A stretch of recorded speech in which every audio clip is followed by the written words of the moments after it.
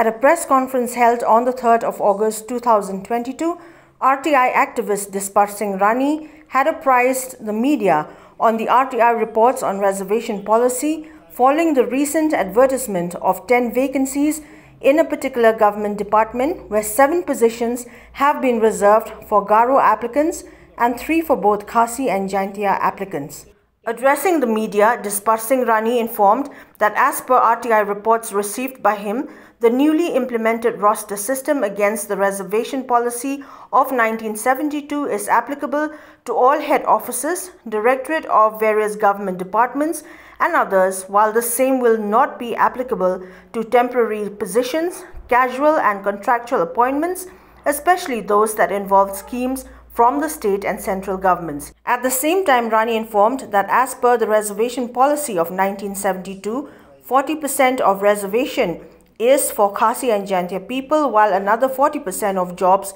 have been reserved for the Garo people of Meghalaya.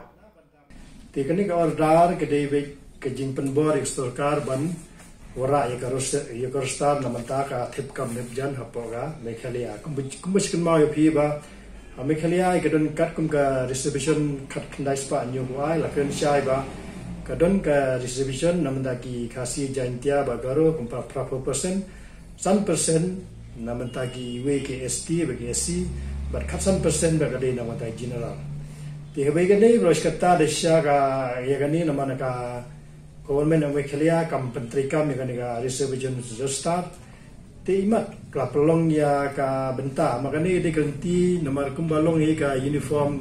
reservation apa India hi ka roster di bendon bin makani kamram jeng office ban mentin ya ki record apa tip kam tak jam. Alright. Bros kata lele ya ka linti ka babahan dari kam day pat kanti ka badai. Ti kani ko star ka day kadai kata ka benta ka ba man ki office ki day mentin ya ki record apa thung jam nam taki brio ki badai na do generalist ki SC ST UA bat ke nam taki genuine tribal apa jela jung ni. Ti habedai begane katkom kani ka order berkane affidavit ke bala ai da ka government of Meghalaya spo ka high court Kapaushai bahini ke reservation style will not be applicable vacancy filled by transfer or deputation or by promotion. Kata makam terikam ya habde bag transfer ka deputation ke promotion. Habde bag temporary appointment yang betaki appointment na benta sapu san sendiri kan kam terikam kan ka roster.